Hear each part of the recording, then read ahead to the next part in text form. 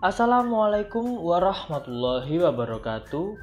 Kami di sini akan mempresentasikan tentang pompa hidram atau hydraulic ram pump.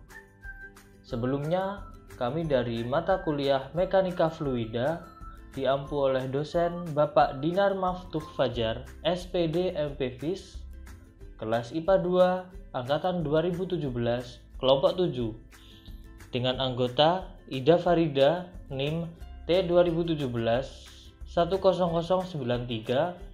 saya sendiri Vicky Ahmad Kanzul Fikri Pratama, NIM T2017-10094, Dema Nahdlatul Ulfa T2017-10095, Anissa Dwi Ayu Permatasari, NIM T2017-10096, Ismatul Izzah, NIM T2017-10098, dan Friska Febriana T2017-10099. Sebelumnya saya mengucapkan tetap semangat kuliah di rumah, kuliah online. Semoga virus corona cepat hilang dari Indonesia dan kita bisa melakukan aktivitas sebagaimana mestinya seperti biasa. Amin. Sebelumnya kami menggunakan PowerPoint untuk presentasi. Kali ini peta konsep menggunakan eMindMap dan aplikasi video menggunakan Vegas Pro 17. Kemudian dapat dilihat, ini adalah peta konsep. Dalam presentasi kali ini kami akan menjelaskan 1. Deskripsi atau pengertian tentang pompa hidram itu sendiri. Yang kedua, rancangan konstruksi pompa hidram. Yang ketiga, karakteristik pompa hidram. Yang keempat, prinsip kerja pompa hidram. Yang kelima, penggunaan pompa hidram di lapangan. Dan yang keenam, kelemahan pompa hidram. Langsung saja kita ke pemateri yang pertama.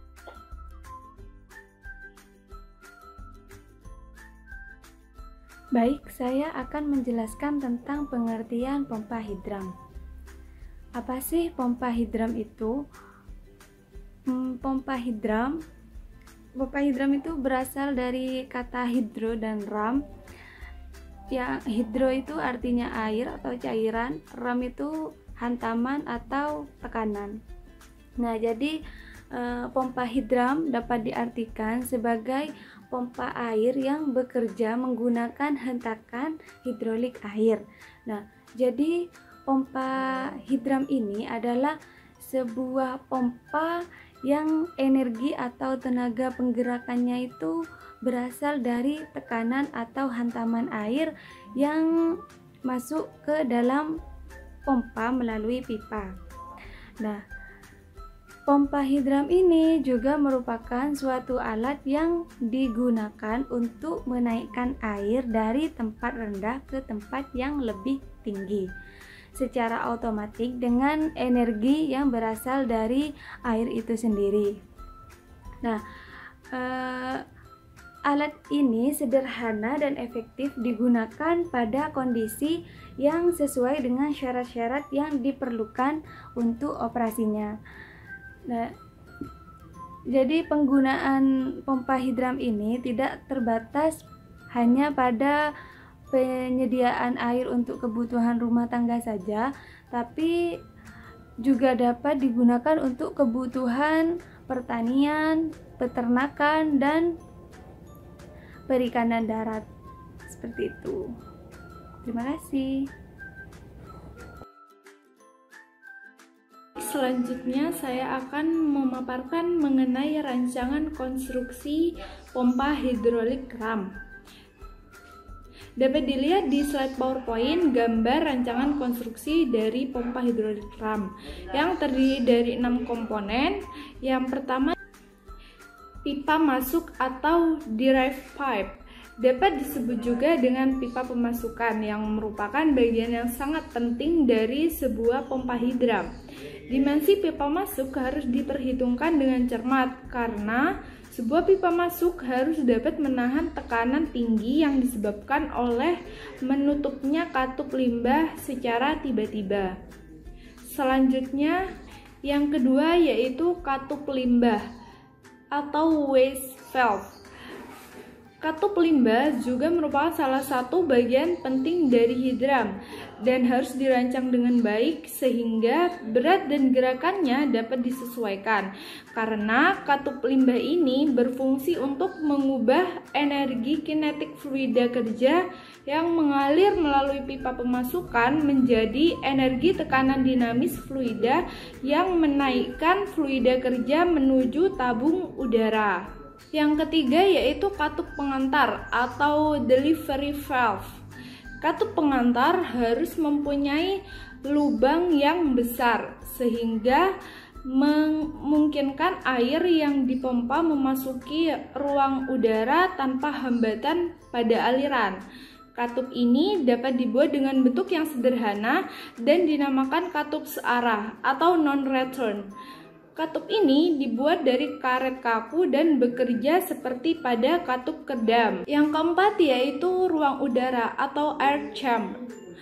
Ruang udara harus dibuat sebesar mungkin untuk menempatkan udara dan menahan tekanan dari siklus ram, memungkinkan aliran air secara tetap melalui pipa pengantar dan kehilangan tenaga karena gesekan diperkecil. Jika ruang udara penuh air, ram akan bergetar keras dan dapat mengakibatkan ruang udara pecah. Jadi, jika hal tersebut terjadi, ram harus dihentikan dengan segera. Beberapa ahli menyarankan bahwa volume ruang udara harus sama dengan volume air dalam pipa pengantar. Yang kelima yaitu katup udara atau air valve. Udara yang berada dalam ruang udara secara perlahan-lahan akan ikut terbawa ke dalam pipa pengantar karena pengaruh turbulensi air. Akibatnya, udara dalam pipa perlu diganti dengan udara baru melalui katup udara. Ukuran katup udara harus disesuaikan sehingga hanya mengeluarkan semprotan air yang kecil setiap kali langkah kompresi. Jika katup udara terlalu besar, udara yang masuk akan terlampau banyak dan ram hanya akan memompa udara. Namun, jika katup udara kurang besar, udara yang masuk terlampau sedikit, ram akan bergetar hebat dan memungkinkan tabung udara pecah. Oleh karena itu, katup udara harus memiliki ukuran yang tepat. Selanjutnya yang terakhir yaitu pipa pengantar atau delivery pipe. Hidram dapat memompa air pada ketinggian yang cukup tinggi dengan menggunakan pipa pengantar ini. Pipa pengantar yang panjang akan menyebabkan ram harus mengatasi gesekan antara air dengan dinding pipa. Pipa pengantar dapat dibuat dari bahan apapun, termasuk plastik, tetapi syarat bahan tersebut dapat menahan tekanan air. Sekian dari saya. Akan dilanjutkan oleh pemateri selanjutnya. Terima kasih. Baik, di sini saya akan menjelaskan tentang karakteristik pompa hidram. Mengenai karakteristik pompa hidram, tadi kan sudah dijelaskan sebelumnya mengenai rancangan dari pompa hidram itu sendiri. Nah, jadi pompa hidram yang bekerja pada suatu keadaan tertentu, di mana jarak antara lubang dan katup limbah itu konstan. Tinggi vertikal tangki pemasukan itu tetap tinggi, sedangkan tinggi pemompaan itu berubah-ubah. Itu menunjukkan bahwa jumlah denyutan katup limbah itu tiap detiknya bertambah pada setiap tinggi pemompaan. Kemudian mengenai pompa hidram yang terbuat dari bahan besi cor yang kuat itu dapat bekerja dengan baik selama bertahun-tahun. Nah, hal ini itu dapat menjadi sebuah penghematan bagi para petani yang menggunakan pompa hidram. Kemudian selanjutnya mengenai ukuran dari pompa hidram itu sendiri tergantung pada kapasitas yang dibutuhkan dan juga melihat dari jumlah air yang tersedia untuk menggerakkan pompa. Nah, pompa ini itu tuh disusun setara mungkin agar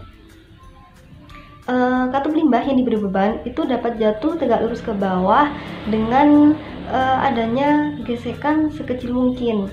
Kemudian selanjutnya mengenai pipa yang ada pada pompa hidram itu sendiri. Nah, pipa tersebut di dalamnya itu tidak terdapat belokan-belokan yang tajam ataupun sudut-sudut yang mana nantinya itu dapat menghambat kecepatan dari aliran air. Nah, yang selanjutnya mengenai proses kerja atau prinsip kerja dari pompa hidram.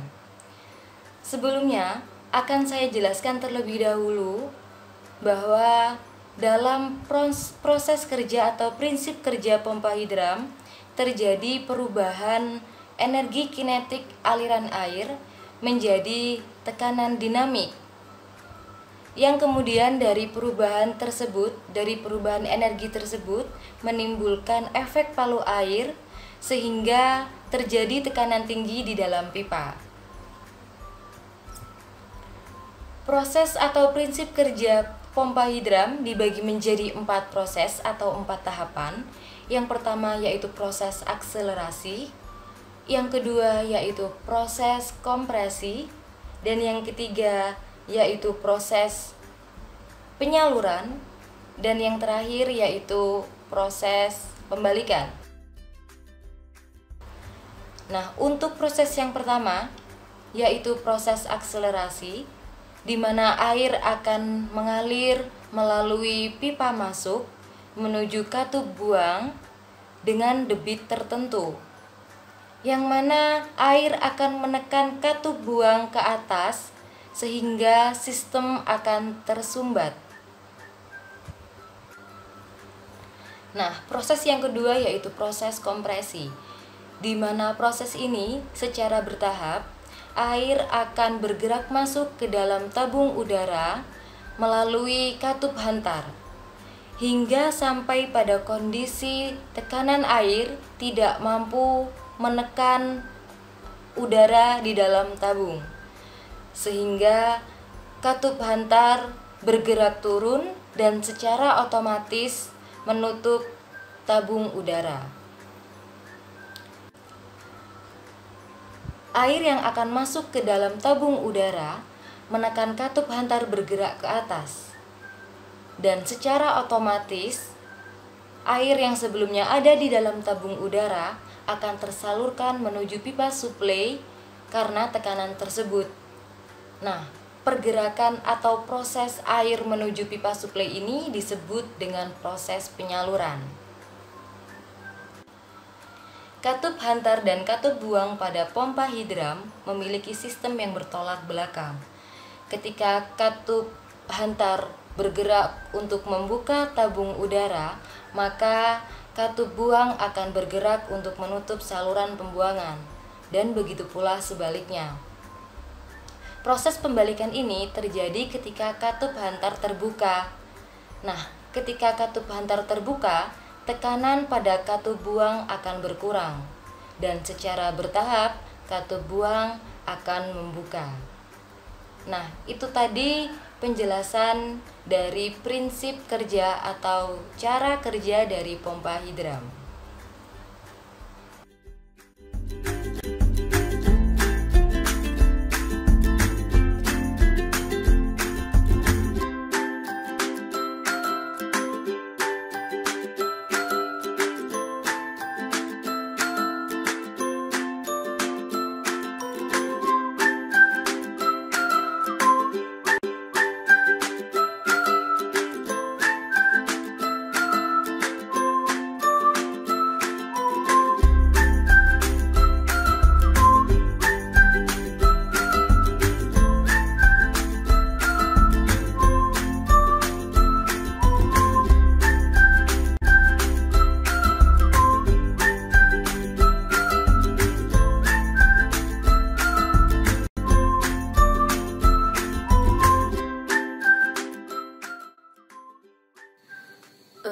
sini saya akan menjelaskan mengenai penggunaan pompa hidram di lapangan.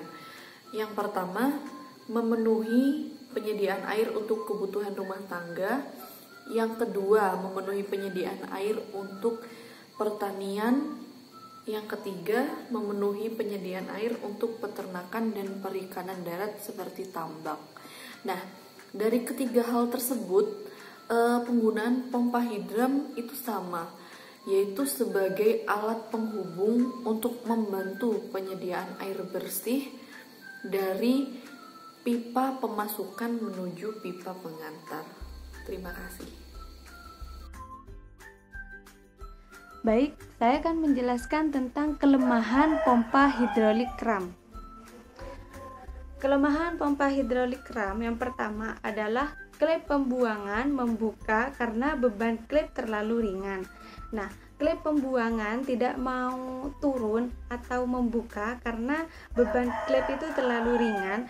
Jadi, kalau hal seperti ini bisa diatasi dengan menambah beban klep atau memperpanjang as klep pembuangan. Jadi, as klep pembuangannya itu diperpanjang. Yang kedua adalah klep pembuangan menutup karena beban klep berlebihan. Klep pembuangan tidak mau naik atau menutup disebabkan karena beban klep ini terlalu berat atau jumlah air yang masuk ke pompa itu kurang. Nah, hal ini dapat diatasi dengan mengurangi beban atau memperkecil as klep pembuangan. Gitu. Selanjutnya adalah perawatan harus rutin dan masih tergantung dari keadaan alam yang berubah-ubah. Nah, kunci keawetan pompa hidram adalah perawatannya itu harus rutin dengan mengingat sumber air yang dipergunakan mengalir pada saluran umum, yaitu seperti sungai, irigasi atau mata air. Mata air.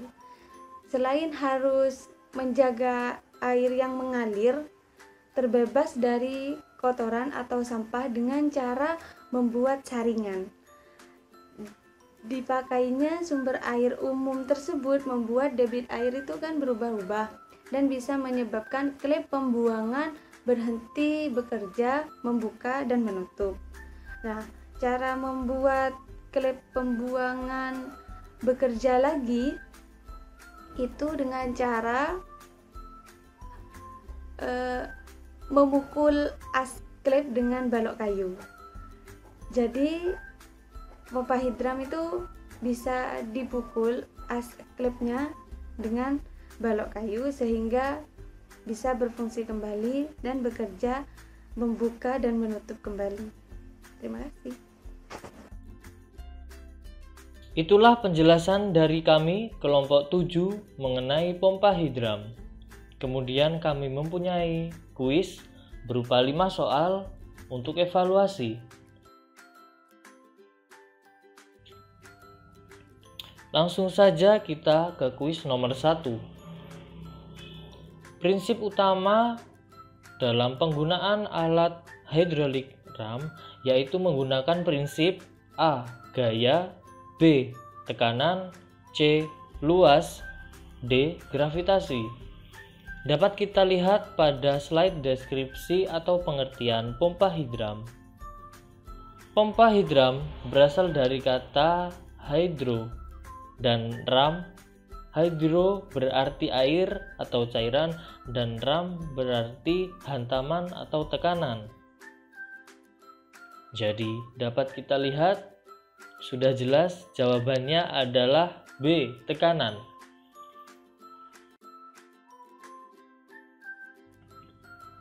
Kemudian kuis nomor 2. Bagian dari komponen konstruksi hidrolik ram yang berfungsi sebagai pintu keluar masuknya air dari pipa pemasukan menuju tabung udara adalah A. Katup limbah, B.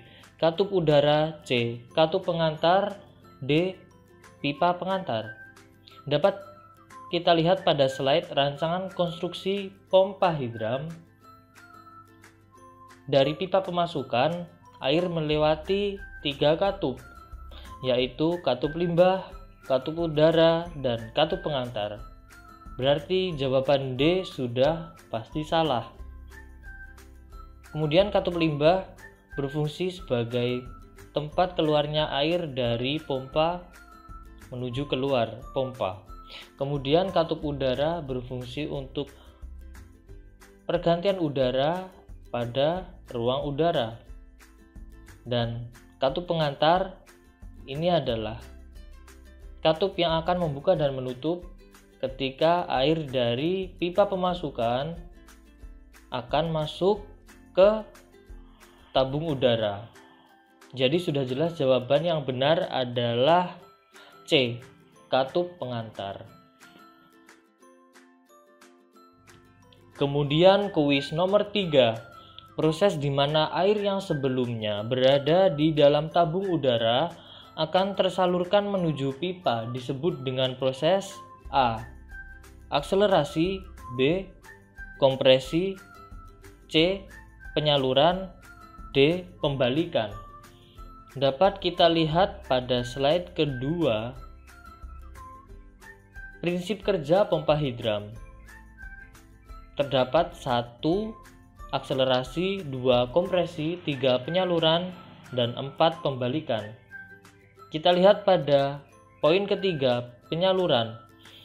Air yang akan masuk ke dalam tabung udara menekan katup hantar bergerak ke atas dan secara otomatis air yang sebelumnya sudah berada di dalam tabung udara akan tersalurkan menuju pipa. Jadi sudah jelas jawaban yang benar adalah C, penyaluran. Kemudian kuis nomor 4. Berikut yang bukan termasuk dalam penggunaan hidrolik ram di lapangan adalah A, memenuhi penyediaan air untuk kebutuhan rumah tangga, B, memenuhi kebutuhan air untuk pertanian, C, memenuhi peternakan dan perikanan darat, D, memenuhi kebutuhan perkembangbiakan virus. Dapat kita lihat pada slide penggunaan hidram di lapangan. Disebutkan bahwa 1, memenuhi penyediaan air untuk kebutuhan rumah tangga, berarti A benar. Kemudian 2, memenuhi kebutuhan air untuk pertanian, berarti B benar.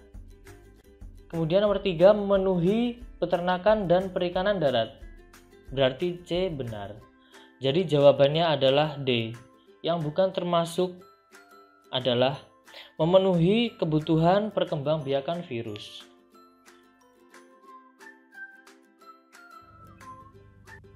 Kemudian kuis nomor 5. Pada kelemahan hidrolik ram, salah satunya adalah klep pembuangan menutup.